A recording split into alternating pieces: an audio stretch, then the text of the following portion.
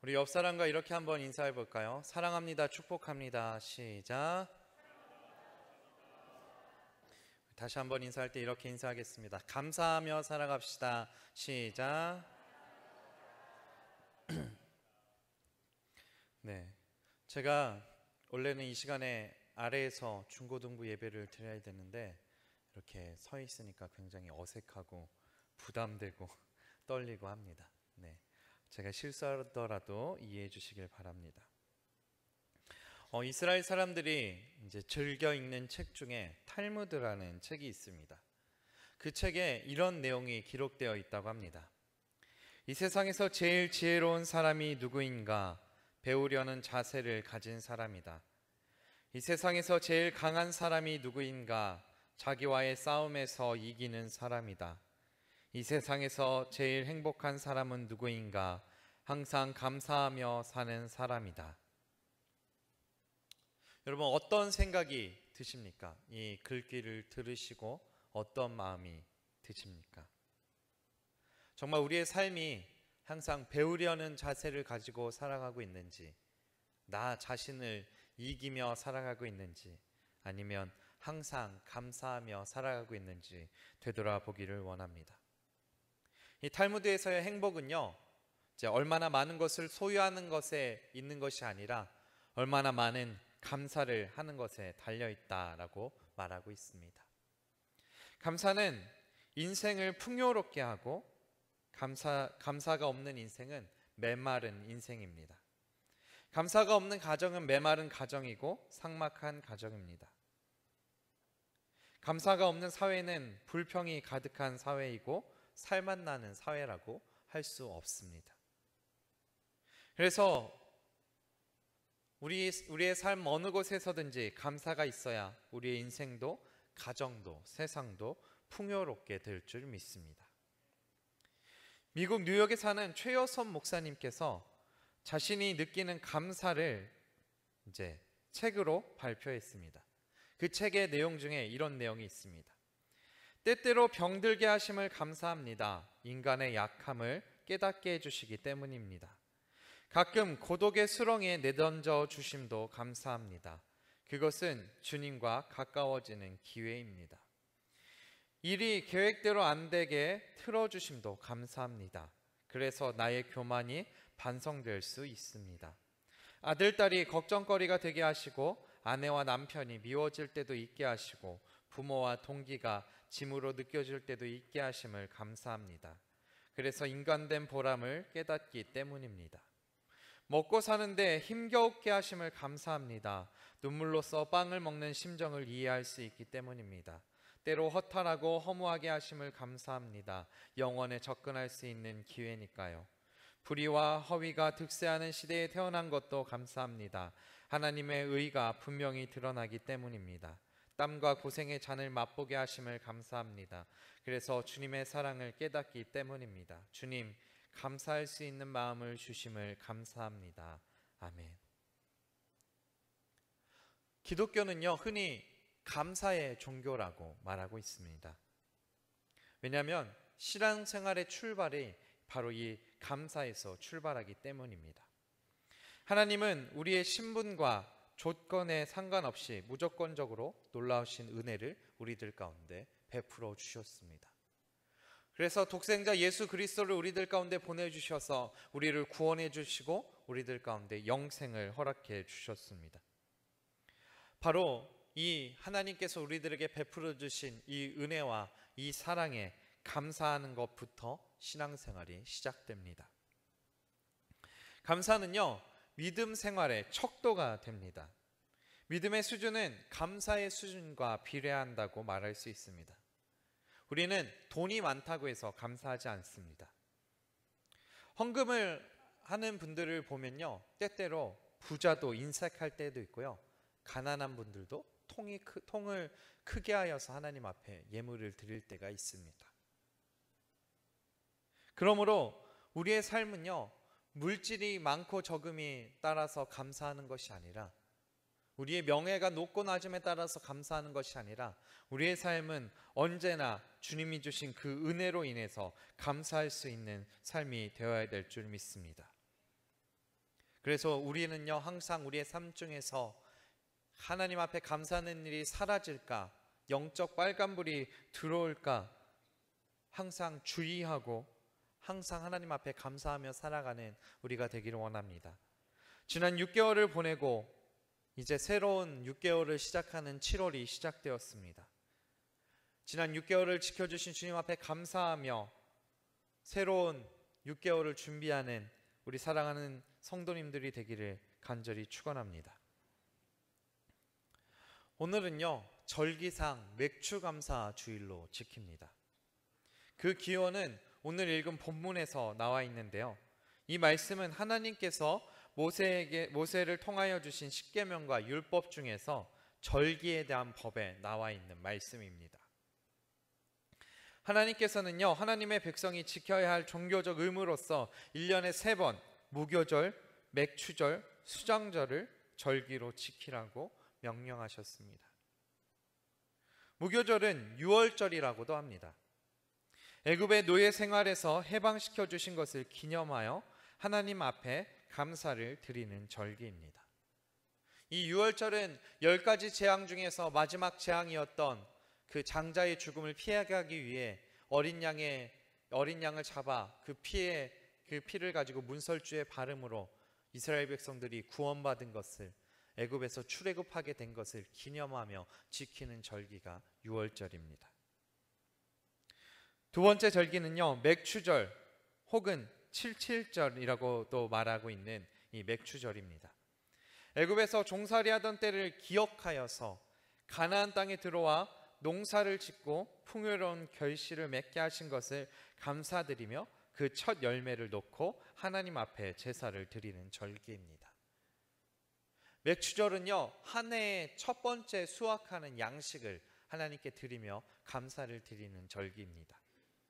그 첫 열매는 바로 보리와 밀을 수확하기 때문에 맥추절이라고 부르게 된 것입니다.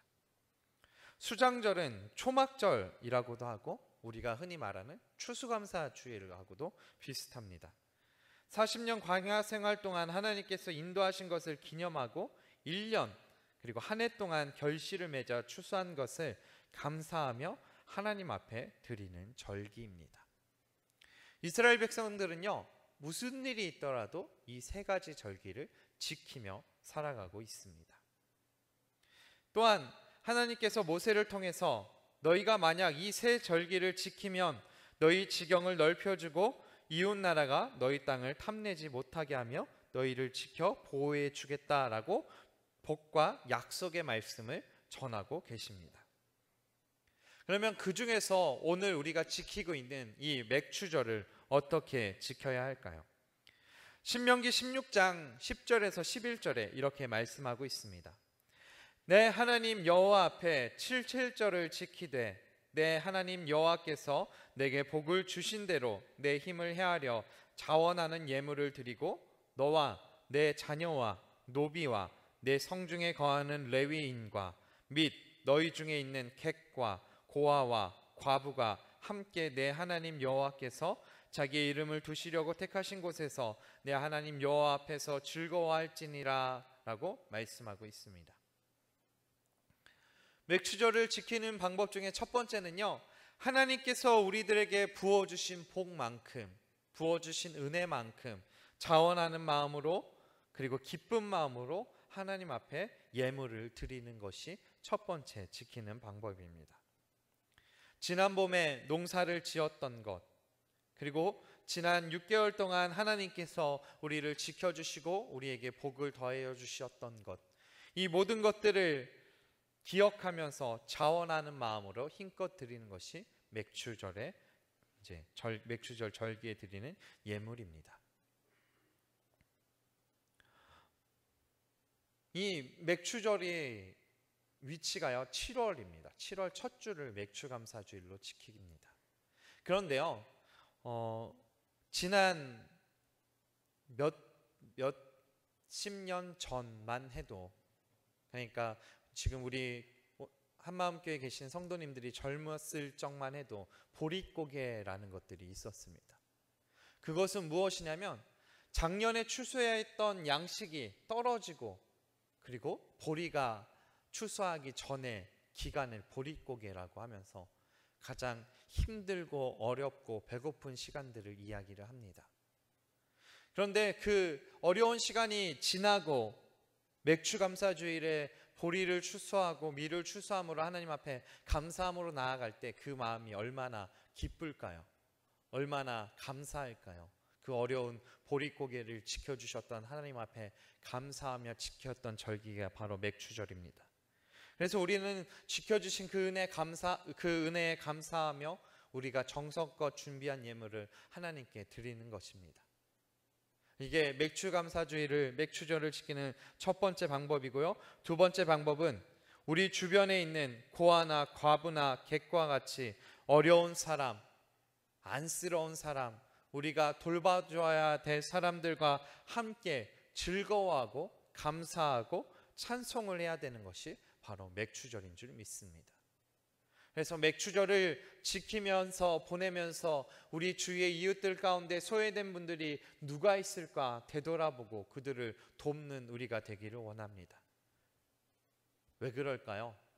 아까 방금도 말씀드렸던 것처럼 보릿고개를 지나면서 너무나 힘들고 아파하는 이웃들이 우리 주위에 가득했기 때문입니다. 그래서 맥추절은 하나님께 감사하는 것으로 끝나는 것이 아니라 이웃들과 함께 나누며 기뻐하는 절기가 바로 맥추절이 되어야 될 줄 믿습니다. 오늘 본문의 말씀을 통하여서 보면요, 이 맥추절을 온전히 지키는 자들에게 하나님께서는 지경을 넓혀주시겠다라고 말씀하고 있습니다. 오늘 본문 출애굽기 34장 24절 중반에 이렇게 말씀하고 있습니다. 내 지경을 넓히리니. 여기서 지경은 어디를 말할까요? 하나님께서 출애굽기 23장 31절에 말씀하고 있는 이스라엘 백성들 가운데 허락한 가나안 땅의 지경을 말하고 있습니다. 내가 너의 지경을 홍해에서부터 블레셋 바다까지, 광야에서부터 강까지 정하고 라고 기록되어 있습니다.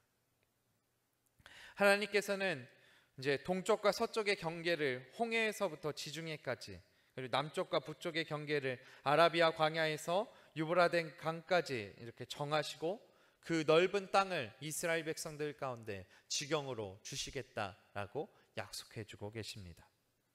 그런데요, 이 땅을 한 번에 주시지 않았습니다. 여호수아서에 보면요, 이스라엘 백성들 가운데 여호수아가 그 12지파 가운데 이 땅들을 분배해서 나눠주게 됩니다. 그리고 명령을 하죠. 너희는 들어가서 그 땅을 차지하라, 정복하라, 그리고 그 땅에 거주할 것을 이야기하고 있습니다. 그래서 오늘 출애굽기 34장 24절에 이렇게 절기를 지키면 우리가 그 정복해야 될 땅들의 지경을 넓혀주시겠다라고 말씀하시고 약속해주고 계십니다. 이사야 53장 2절에서 3절에 이런 말씀이 기록되어 있습니다. 내 장막터를 넓히며 내 처소의 휘장을 아끼지 말고 널리 펴되 너의 줄을 길게 하며 너의 말뚝을 견고히 할지어다. 이는 내가 좌우로 퍼지며 내 자손은 열방을 얻으며 황폐한 성읍들로 사람 살 곳이 되게 할 것임이니라. 우리가 맥추절을 지키며 하나님 앞에 감사하는 삶을 살아갈 때 하나님께서는 이렇게 우리의 지경을, 우리의 삶의 처소를 넓혀주시는 은혜로 우리들 가운데 함께해 주실 줄 믿습니다.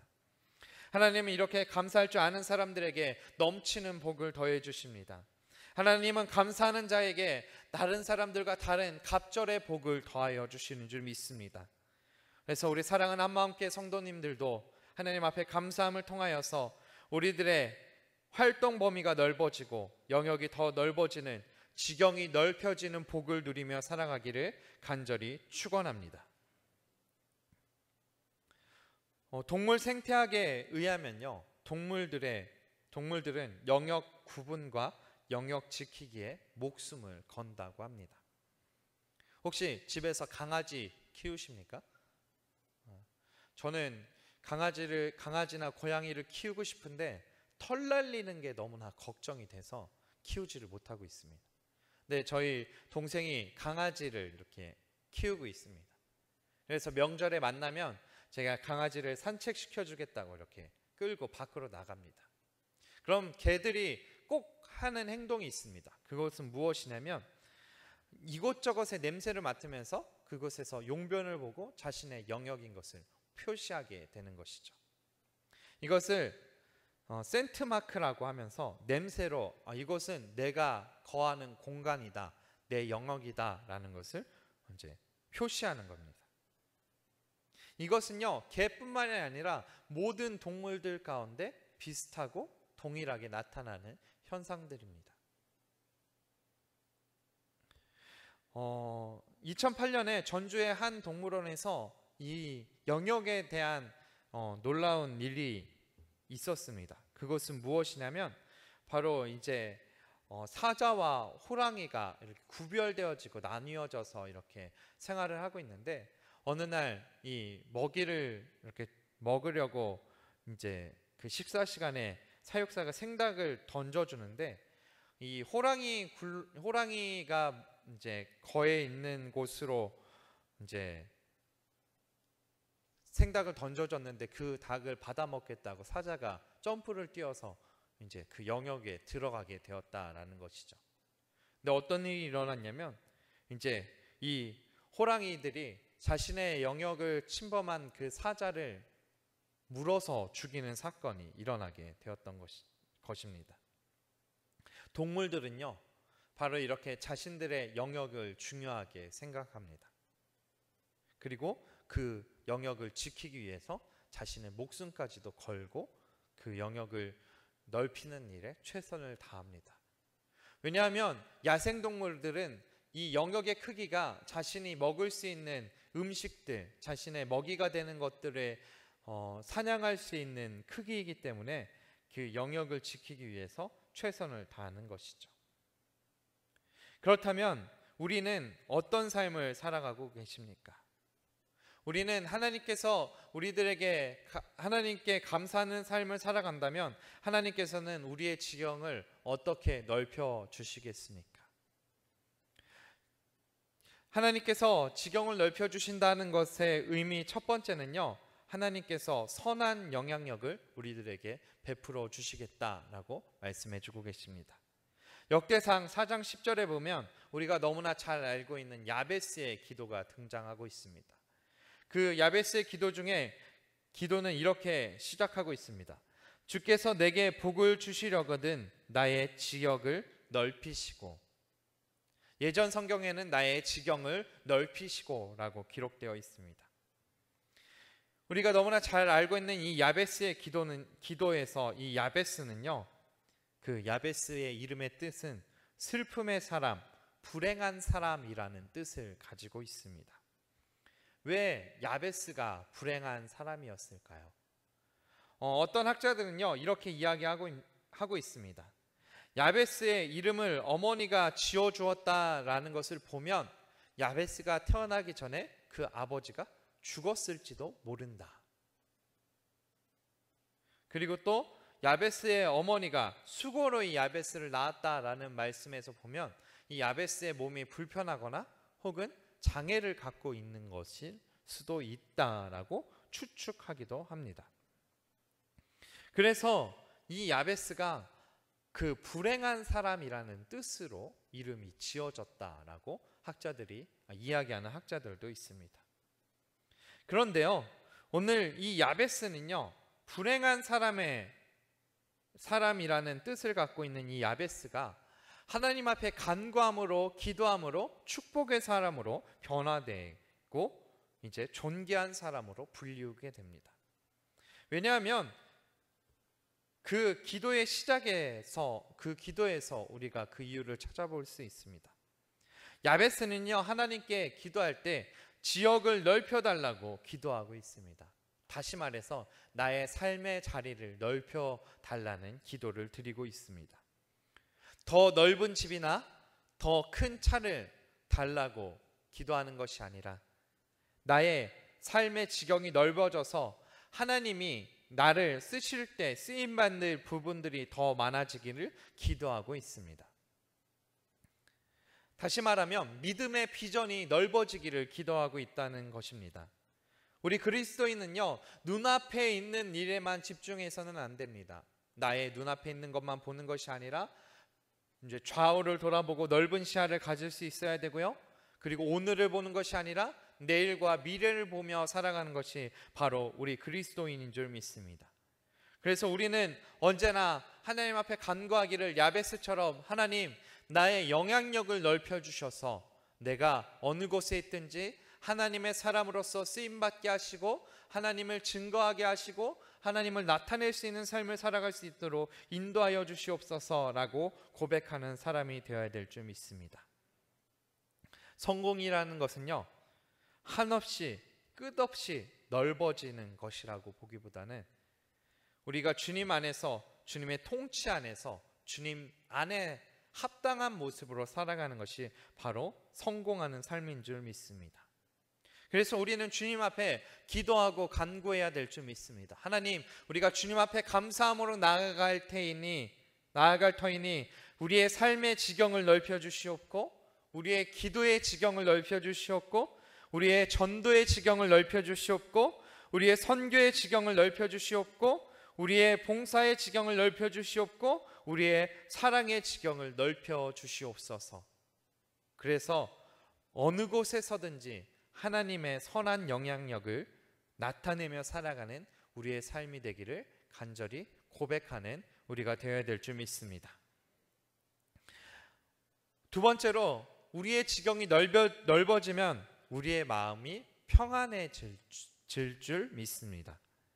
역대상 4장 10절에 계속해서 이렇게 말하고 있습니다. 나로 환난을 벗어나 내게 근심이 없게 하옵소서.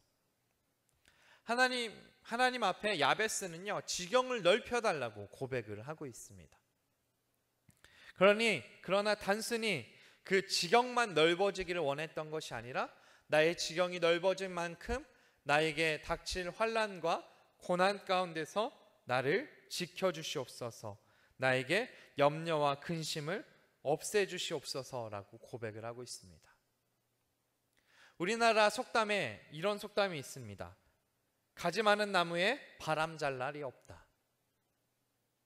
무슨 뜻인가요? 우리들의 자녀들이 많으면 항상 사건 사고가 일어난다라는 뜻입니다. 그런데요, 이 가지 많은 나무는 우리 자녀들만 말하는 것이 아닙니다. 우리의 그 사업장이 규모가 넓어진다면, 우리의 삶의 처소가 넓어진다면, 나의 직장 내에서의 영향력이 넓어진다면 우리는 그로 인해서 우리에게 닥쳐오는 환난과 고난을, 그리고 염려와 근심을 만나게 되는 것입니다. 그러면 어떻게 되죠? 우리는 그 사업장을 하나하나 내 눈으로 다 돌보지 못해서 어느 곳에 무슨 문제가 있을까 고민하게 되고 염려하게 됩니다.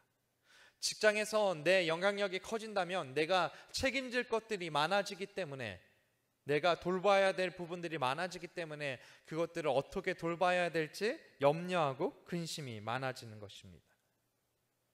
연예인들을 볼까요? 연예인들에게 있어서 가장 큰 것이 무엇이냐면 인기입니다. 그래서 수많은 사람들의 관심과 인기를 얻기 위해서 노력을 합니다. 그런데요, 이 인기가 높아지면 그 사람들이 무엇을 걱정할까요? 부질없이 이 인기가 사라질 것을 걱정하게 됩니다. 공부를 잘하는 사람이 있습니다. 이 사람이 공부를 잘해서 전교 1등을 했습니다. 그러면 그 마음이 평안하고 행복할까요? 아닙니다. 다음 시험에서 내가 1등하지 못하면 어떡할까라고 염려하고 근심하며 자신의 성적이 떨어질 것을 걱정하게 되는 것입니다.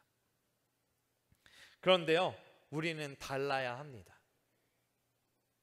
그런데요, 하나님을 믿는 그리스도인들, 하나님의 사람들은요, 달라야 합니다. 우리의 지경이 넓어지더라도요, 우리는 근심할 필요 없고 걱정할 필요 없고 염려할 필요가 없습니다. 왜냐하면 우리의 지경을 넓혀주신 하나님께서 우리를 지키시고 우리를 보호해 주시기 때문입니다. 사랑하는 한마음교회 성도 여러분, 여러분의 지경이 넓어지기를 간절히 축원합니다. 그 지경이 넓어진 만큼 우리 하나님께서 지키시고 보호해 주시기를 간절히 축원합니다. 그래서 우리가 지경이 넓어짐으로 인해서 근심을 더하는 것이 아니라 지경이 넓어짐으로 인해서 하나님이 더욱더 우리를 친밀하게 긴밀하게 지켜주심에 감사함을 고백하며 살아가는 저와 여러분이 되기를 원합니다. 하나님께서 야베스에게 부하였던 것을 허락하셔서 그 야베스의 삶의 지경을 넓히시고 환난과 근심 가운데서 그를 지키셨던 것처럼 하나님께서 오늘 살아가는 우리들 가운데, 우리 사랑하는 한마음교회 성도들 가운데 야베스에게 베풀어 주신 복을 동일하게 허락해 주시기를 간절히 축원합니다. 세 번째로, 우리 지경이 넓어지면 우리 하나님께서 우리를 더욱더 긴밀하게 보호해 주실 줄 믿습니다. 오늘 본문 출애굽기 34장 24절에 이렇게 말씀하고 있습니다. 내가 매년 3번씩 여호와 너희 하나님께 보이러 올 때에 아무 사람도 내 땅을 탐내어 엿보지 못하리라. 아까 본문을 오늘 말씀을 시작하면서 이스라엘 백성들이 3번 하나님을 위해서 예루살렘 성전에 올라가 예배를 드린다, 제사를 드린다라고 이야기를 했습니다. 그런데요, 이 이스라엘 사람들이, 성인들이 매년 3번씩 절기마다 집을 비우고 예루살렘의 성전에 올라갈 때 이들에게 있어서 가장 큰 걱정이 무엇이었을까요? 그들이 집을 비운 사이에 집에 도적이 들지는 않을까? 성을 비운 사이에 적군들이 쳐들어와서 재산을 빼앗아가지 않을까라고 걱정하는 것이 가장 큰 걱정이었던 것 같습니다. 그런데 하나님께서는 그 이스라엘 백성들에게 너희가 하나님 앞에 예배하기 위해서, 제사를 드리기 위해서 집을 비웠을 때에 그 모든 위험 가운데서 너희들을 지켜주시겠다, 너희의 가정을, 너희의 집을 지켜주실 것을 약속해 주고 계십니다. 그것은요, 그 이스라엘 백성들이 하나님께 예배하기 위해서 성전에 올라갔기 때문입니다. 우리가 하나님을 위하면 하나님께서도 우리를 위해 주시는 줄 믿습니다. 우리가 하나님 앞에 감사하면 하나님께서도 더욱더 감사할 조건들을 우리들 가운데 풍족하게 채워주실 줄 믿습니다. 하나님은 결탄코 손해보게 하시지 않습니다. 하나님은 결탄코 그 자녀들을 버리지 않습니다. 여러분의 자녀들이 처음 월급을 타서 그 첫 월급에 감사하다고 선물을 사고 용돈을 준다면 여러분의 마음은 어떻겠습니까? 이런 거 안 줘도 되는데 라고 말하면서도 기뻐하고 어떻게 내가 이 자녀들을 더 사랑할 수 있을까 고민하게 되는 줄 믿습니다. 우리 하나님도 마찬가지입니다.